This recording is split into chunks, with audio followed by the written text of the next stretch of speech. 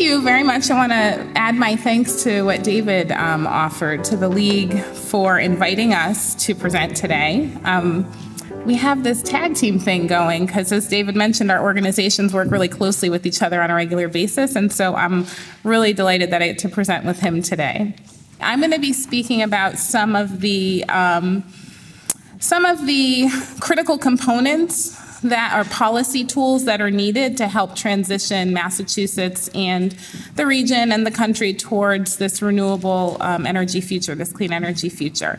As David said, it's totally possible. The science tells us we have to do it. Analysis tells us we're capable of doing it, it's possible, and so now we have to figure out what needs to be put in place to make that happen. So before I do that, I want to tell you a little bit about my organization. So I am the Clean Energy Program Director at Mass Energy Consumers Alliance. We're People's Power and Light in Rhode Island. We are greening this event this evening, and I'm happy to explain that after the fact. But we are a nonprofit that was founded in 1982. We started out as the Boston Oil Consumers Alliance, which was essentially a discount heating oil service. We're really expert at aggregating consumers, harnessing the purchasing power of consumers, and working to create opportunities for affordable, sustainable energy solutions, and to provide access to resources and emerging technology to individuals, to households, to communities. We do that in part because we're deeply committed to making sure Massachusetts and Rhode Island reduce their greenhouse gas emissions. We also do it because, in addition to providing programs to consumers and advocating for environmental solutions, we want to inform consumers and educate people about the role that they can play in making the transition possible. David noted that a lot of what we're talking about when we say we need to make the change happen is about the stuff that we buy. And so we really want to make sure that consumers are making informed decisions when they're purchasing things like an electric vehicle, or they're heating their homes, or they're pushing their community for a green energy solution. And we do that, and that makes individuals like yourselves really effective advocates, because you can speak from experience when you're pushing for some of these solutions. So we're pro-consumer, we're pro-environment. We have a discount heating oil service that we provide. We also provide a green power program, which is an opportunity for individuals to purchase 100% renewable in region, mostly wind. We have done some programs with solar. I don't know if anybody here is a Mass Energy member. You might be familiar with our rights. And if you're not a member, you can become one this evening. We do programs with solar. We are very engaged in energy efficiency advocacy and programming. That is energy efficiency. The cheapest megawatt hour is the one that's not used. Megawatt is the one that's not used. And advocacy. So this map just kind of shows you where some of our projects are that we purchase clean energy from. They're all in New England. They're mostly in Massachusetts and Rhode Island. They're all Class 1 resources, and I'll explain what that means. So how do we get to 100% renewable? The first thing is, well, with the Green Power Program, there are individual actions that can be taken. There are local or community actions that can be taken, and there are state-level actions that can be taken. So the local is, as I said, choosing how you get your energy, how you use your energy, making sure that you're efficient, making sure that you're a Mass Energy member and using green electricity, driving an electric vehicle, installing a heat pump, installing solar, any number of things that you can do as an individual in your home. Locally, you can pursue or encourage your community to pursue something called green municipal aggregation, which I'll go into detail in a little bit, but that's essentially ramping up your commitment to green energy, taking your personal commitment and spreading it out across the community and getting your community to buy green power. And that's particularly important because it is one of the key components of this 100% renewable strategy and the 100% renewable sort of checklist that's been created by Mass Power Forward. And then there's the state level action, which there's a tool for every job. And when it comes to getting more renewable energy online, the renewable portfolio standard is the tool for the job. So here in Massachusetts, we have what's called a renewable portfolio standard, or an RPS. And it's essentially a requirement that the state's energy or electricity suppliers, so basically our utilities or competitive suppliers, except for municipal light plants, which we can talk about later, they have a certain percentage of their supply must be provided through qualifying renewable resources. And in Massachusetts, that amount goes up 1% per year. So for example, right now in 2017, if you're a National Grid or an Eversource or National Grid or Eversource customer, your electricity supply is required to be 12% renewable. Wind, solar, anaerobic digestion, landfill gas, it has to be at least 12%. And in 2018, that'll be 13% and then 14% and so on and so forth. If utilities fail to meet this requirement each year, they have to meet it each year. If they fail to meet it, then they have to pay what's called an alternative compliance payment, or an ACP payment. Those payments go towards promoting renewable projects, renewable energy programs in the state. So there are 29 states in the U.S. that have a renewable portfolio standard. This graph is from the Lawrence Berkeley lab out of California. They do a report every year that looks at the impacts of renewable portfolio standards in the country. And basically each year they demonstrate that it has been, that RPSs in all the states that have them have been key drivers for renewable energy deployment. They make up a significant portion of capacity across the country.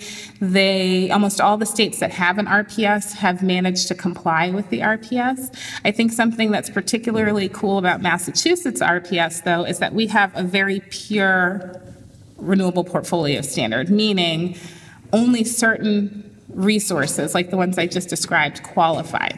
That's compared to like North Carolina. I like to point to North Carolina. I think that they have like 3% of their RPS can be met with swine waste or something. They're an agricultural state, so it kind of makes sense.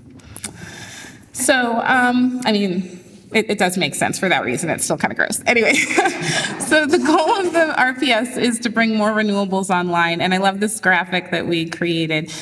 Basically, as more and more resources come online, they displace fossil fuels, which is important for the greenhouse gas emissions benefits. They create jobs because a lot of these projects are going online in our region. Many of them are going online in Massachusetts, but most of them are going online across the region of New England. They can also be in, Class 1 resources can be met from supply in New York as well. They stabilize prices. So right now, you all know the price volatility of natural gas is just crazy.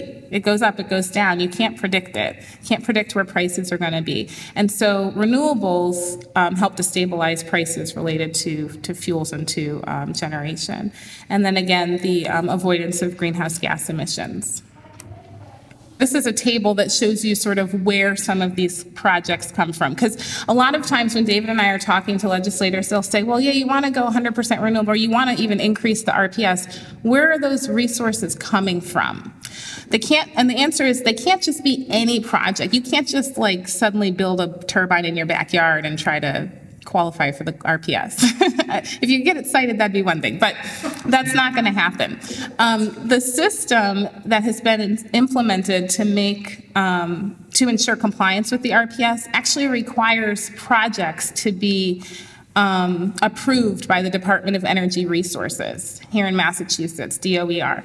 And then they maintain a database of eligible projects. And when a utility has to purchase the renewable energy certificates or the green attribute from a project to demonstrate that they're complying with the law, it has to be from a project on that list.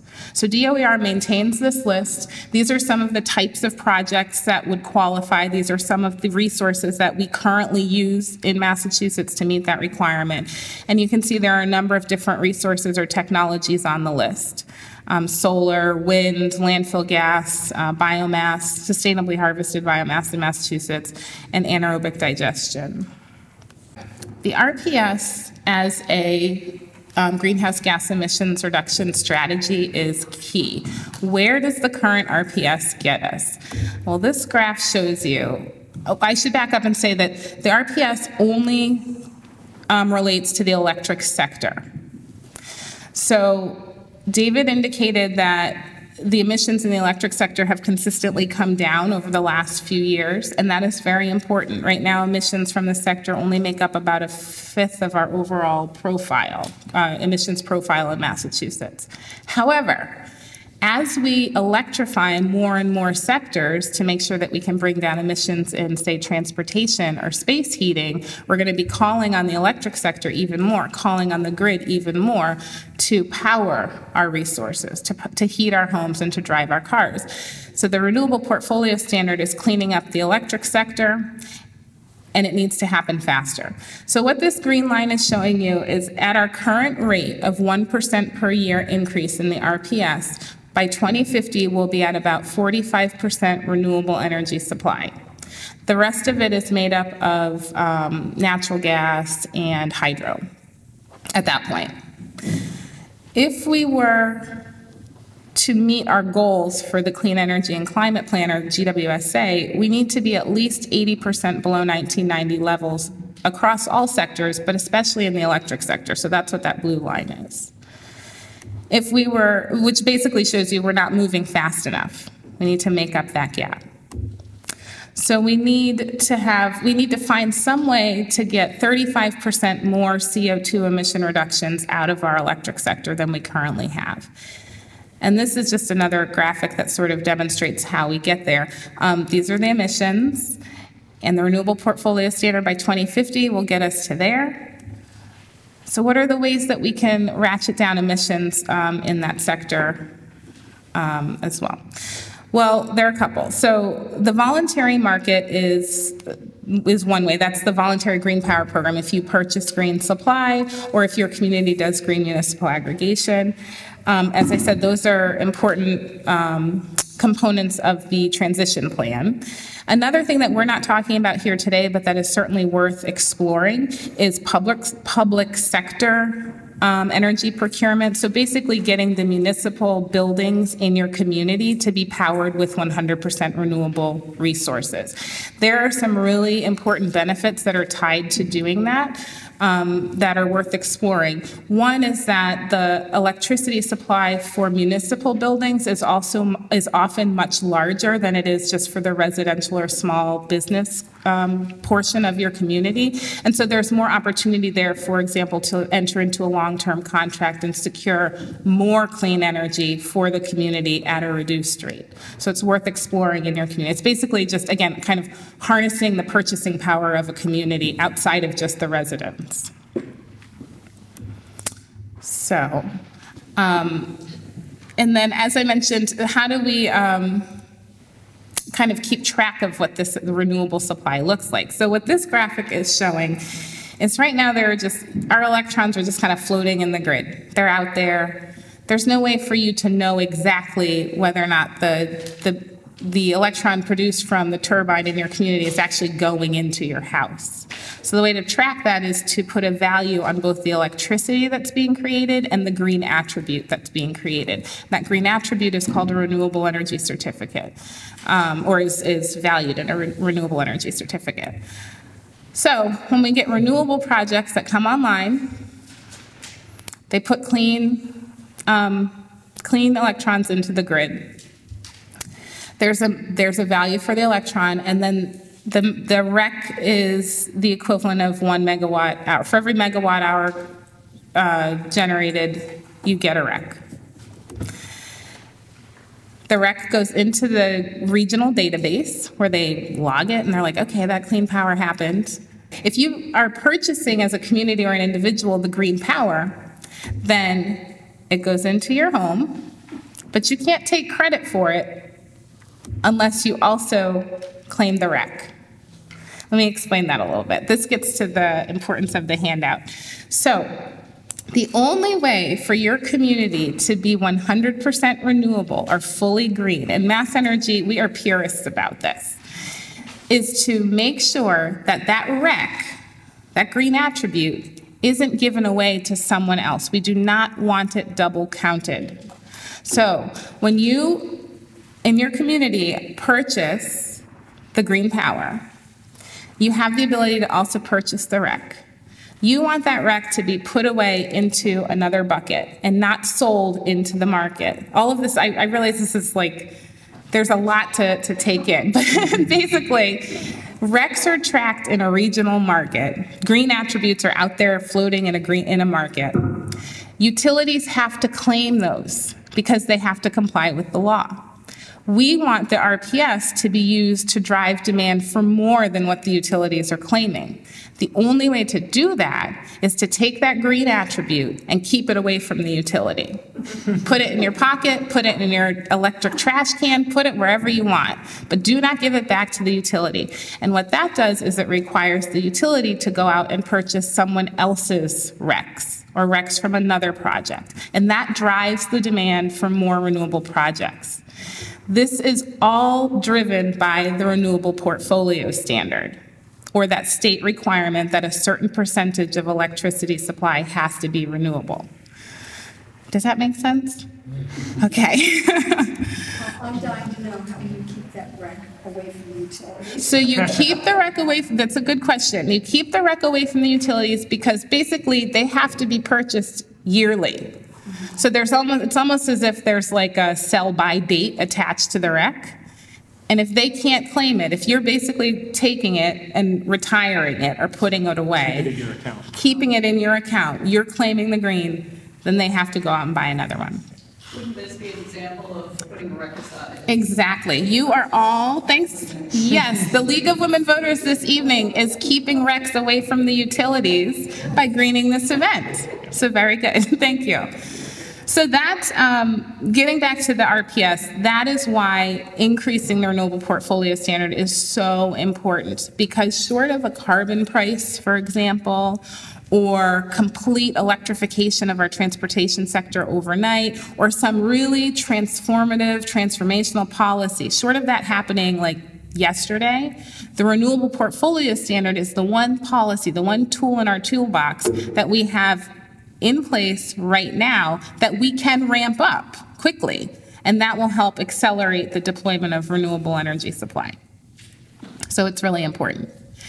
And then this ties to green municipal aggregation, which is the community-based action or community scale action that can be taken to help influence how quickly we accelerate the renewable portfolio standard. So basically, renewable, without going into too many details, green aggregation is, as I said, it's your community saying our community wants to buy a whole lot more green electricity than we currently do, and we want to keep those recs away from the utilities to make sure that they're doing more to get more renewables online.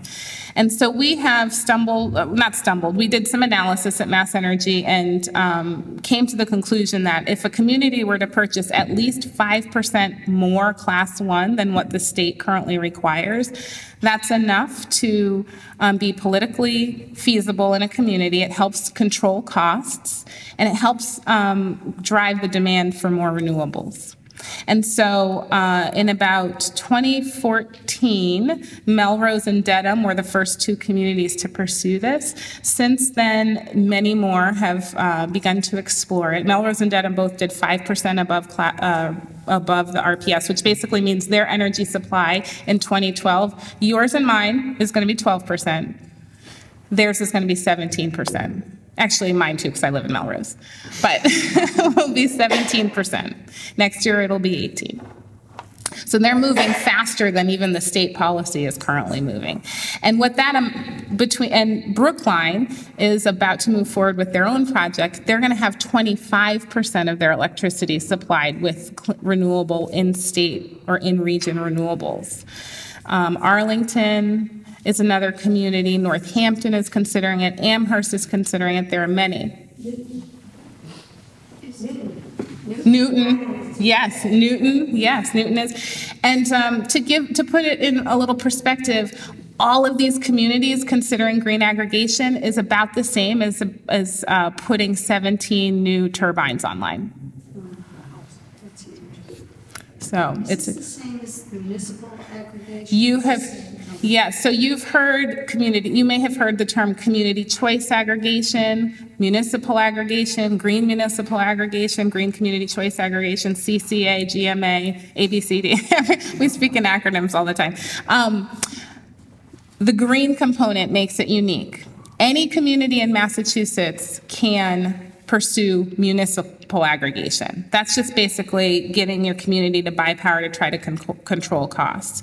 The green component is setting that requirement that a certain percentage has to be met with Class 1 resources in Massachusetts. And that is so critical to driving demand here sorry, I'm just skipping through these because we don't need to cover this right now. That's so critical to driving demand in the region because anything outside of Massachusetts is not going to displace fossil fuels here. It's not going to bring projects online here in New England. It's just going to line the, it's not going to achieve the goal of transitioning to 100% renewable energy supply. So that's green municipal aggregation and the renewable portfolio standard. And I'm condensing a lot of information in a few short slides because I want to get to a discussion where I'm happy to kind of explore this more. But I think the main point is just that the transition is possible, and the first steps to getting there are this increase in the renewable portfolio standard, and that is driven both at the State House and in the community. And I forgot to mention one other thing, which is the reason why we're here. Right now, there are about 6 bills that have been filed at the State House that all deal with an increase in the renewable portfolio standard in one form or another. 6 bills. That's a lot. There's an analysis that's currently underway that our organization is helping to make happen. And what that's going to do is demonstrate the benefits tied to the renewable portfolio standard, both the economic benefits, the emissions impacts, and the price impacts on electricity supply. And once that analysis is done, which will be done in about a week and a half, it'll help the advocates and the broader community figure out what's the right number that we should be targeting in terms of increasing our renewable portfolio standard. We know at least 2% might help us to get to 2050 a little bit faster, get us where we need to be by 2050. But could we be pursuing 3%? Should we be pursuing something more than that? Less than that? Are there other states in the region that we need to be pulling along? So the analysis will be really helpful in answering some of those questions and in telling the story of the renewable portfolio standard and renewable energy projects here in the region. But without a doubt, the RPS is absolutely critical in making the transition happen. So my contact information's up there, and we're about to turn it over for questions. David has seen this slide before. Lana mentioned I'm a momvacate, self-described. I have 2 little ones. They are 4.5 and 1.5. How old are they? This is a picture of my daughter. She loves wind turbines. So this is coming full circle. This is kind of how why I love doing this work, is because I get to kind of mush my personal interests and my professional interests together for the common good, the greater good. But my daughter really, really loves wind turbines, and this is one of our turbines that we buy the RECs from, right here in Massachusetts. It's in Lynn. She got to sign her name on the inside of it. And if you ask her, she can tell you all about it, how it works, how it turns wind into energy, why she loves turbines, all of those things. But I love that picture because it just reminds me that even though this is a really technical and wonky sounding policy, it's totally accessible. It's in our backyards. And it's something that we can all point to and know that we're having an impact and we're bringing these things online. So, you can see the turbine, you can touch the turbine, and then when you go into the State House and advocate for an increase in the RPS, you can know exactly what it is that you're pushing for. So I will leave it there.